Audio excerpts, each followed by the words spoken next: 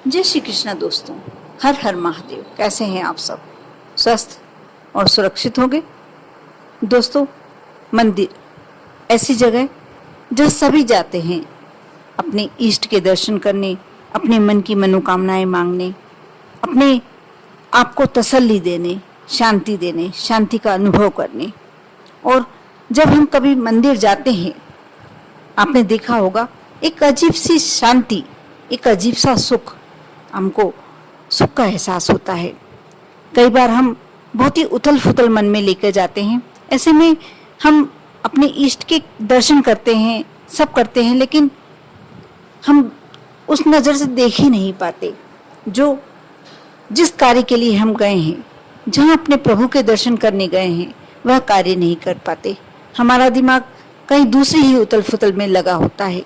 हमने ये नहीं किया, हमें ये कर लेना था, हमें वहाँ जाना है, हमें ऐसा करना है।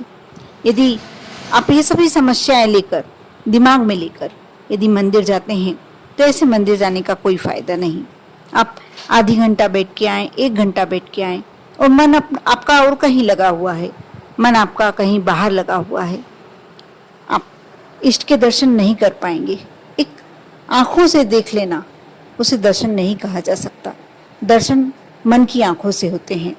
जब आप अपने इष्ट को निहारते हैं, देखते हैं, उनसे बातें करते हैं, मन ही मन उन्हें रिझाते हैं, मनाते हैं, विनती करते हैं, तब कहीं जाकर आपका मंदिर जाना सार्थक होता है।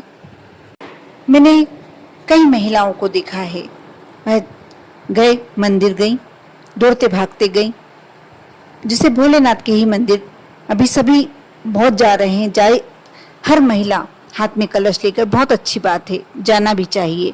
आज हम इतने जागृत तो हुए हैं कि अपने देव को पहचाना, महादेव को पहचाना। मंदिर जाते हैं, एक कलश घर से जल का भरकर ले जाते हैं, जल समर्पित करते हैं, और कहते हैं भोलेनाथ के ऊपर से यदि आप बेलपत्र उठा के स्वयं यदि जिस भी बीमारी के लिए विनती करके लेते हैं, उठाते हैं, और यदि खा लेते हैं, वहाँ विनती करते हैं, आपके शरीर में वह बीमारी नहीं रहेगी। ये बात बिल्कुल सही है।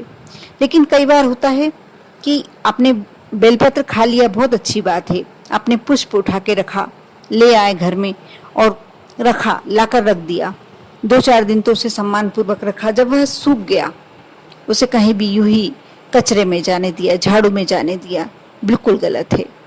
आप प्रसाद ले आते हैं, कहीं लाकर आप जल्दबाजी में आए, आपने लाकर फ्रिज के ऊपर रख दिया, कहीं आपने कूलर के ऊपर रख दिया, कहीं आपने अपने बेड पर रख दिया, और वह दूसरे दिन वह प्रसाद झाड़ू में निकलकर बाहर फेंका गया।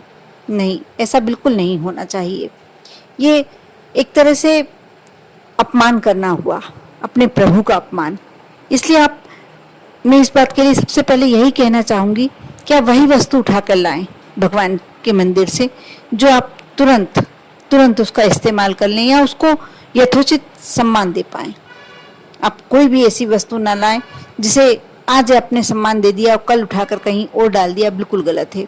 आपने यदि लाए भी हैं, ले भी आए, अपने पुष्प उठा के ले आए या कोई दूसरी वस्तु लाए, जब तक आपने अपने पूजन घर में रखी या अपनी तिजोरी में रखी, अलमारी में रखी, जिस दिन यदि आपको उसको सूख गई है और हटाना है वहाँ से, आप किसी बहते जल में प्रवाहित कर दें। कभी भी घर में ऐसे ही ना पटकें, झाड़ू में ना जाने दें।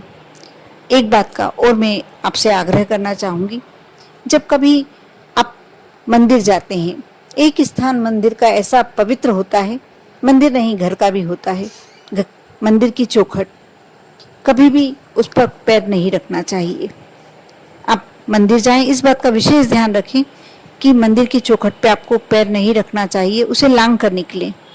वापस आते समय भी आप ये सुना भी होगा आपने कि आप कोई विनती करने जा रहे हैं, प्रभु से विनती कर रहे हैं। अब जैसे आपने शिवालय गए और वहाँ जाकर आप थोड़े से चावल लेके गए या पूजन का कलश भी लेके गए हैं जल का, आप थोड़ा सा देहरी पर चढ़ाकर जो चौखट है वहाँ यदि समर्पित करके विनती करते हैं और फिर जाके भोलेनाथ को जल समर्पित करते हैं, वापस आते समय फिर से चौखट पर विनती करते हैं, आपकी मनोकामना जल्दी पूरी होगी।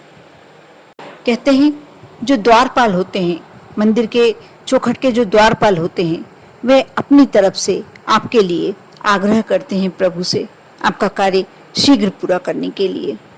आप आगे से कभी भी मंदिर जाएं, चौखट को कभी भी चौखट पे पैर न रखें। यही बात आपके मंदिर के लिए ही नहीं, घर के लिए भी लागू होती है। आप शाम की समय कभी भी अपने घर की देहरी पर खड़े होकर किसी दूसरे से बात ना करें, या तो देहरी के बाहर रहें या देहरी के अंदर रहें। कभी भी देहरी पर खड़े होकर शाम के समय, वैसे तो कभी भी नहीं खड़ा होना चाहिए, लेकिन शाम के समय तो बिल्कुल नहीं खड़ा होना चाहिए। ऐसे में शोक का आगमन होता है। हमेशा कोई ऐसी नकारात्मक ऊर्जा का प्रवेश आपके घर में होता है। माँ लक्ष्मी का प्रवेश रुक जाता है, माँ लक्ष्मी रूठ जाती हैं। कभी भी आप देहरी पे ना खड़े होकर किसी से भी बात ना करें, या देहरी पर बहुत देर तक ना खड़े रहें, ना ही चप्पल खोलें। कभी चप्पल जूते आप देहरी पर ना खोलें। हमेशा सुबह उठें और यदि आपने घर में तांबे का कलश में थोड़ा सा जल भरकर रखें, और सुबह उठकर यदि गंगा जल है तो उसमें थोड़ा सा गंगा जल भी डाल दें, और सुबह उठकर जब आप अपने घर की देहरी साफ कर उस जल का छिड़काव करते हैं, आपके घर लक्ष्मी का आगमन होगा, आपके घर में सुख संपत्ति का आगमन होगा, आपके घर में वैभव का आगमन होगा। साथ ही शाम की समय यदि आप देहरी पे, घर की देहरी पर दीपक लगाते हैं और विनती करते हैं, आप घर में हम हर सुख सुविधा का आप देखेंगे, हर सुख सुविधा आपके घर में होने लगेगी। कभी भी कलह नहीं होगी, कलह की स्थिति। और ऐसा भी कहा जाता है कि आप देहरी पर खड़े होकर शाम की समय ऐसी कोई बातें ना करें, या शाम की समय देहरी पर खड़े होकर किसी से लड़ाई झगड़ा ना करें, घर के लोगों को अपशब्द ना कहें, किसी को बुरी बद्दुआएं ना दें, क्योंकि बहुत जल्दी ये सच में परिवर्तित हो जाती है। इसलिए इन छोटी छोटी बातों का यदि आप ध्यान रखते हैं, आपका जीवन बहुत ही सुगम और सहज हो सकता है। अब आगे से कम आपको ये इस बात का ध्यान रहेगा, अब जब भी मंदिर में प्रवेश करेंगे तो पहली विनती आप देहरी पर पैर पड़कर, देखा भी होगा कई लोग करते हैं, आप भी करते ही होंगे। देहरी पर पैर पड़कर जब आप विनती करते हैं, अपने मन की मनोकामना बोलते हैं, आधी मनोकामना पूर्ण होने का तो वहीं से आपकी शुरुआत हो जाती है। आगे जाकर अपने इष्ट के दर्शन करें, और उस समय जो मन की उथल पुथल है उसे घर में रख के छोड़ के आएं।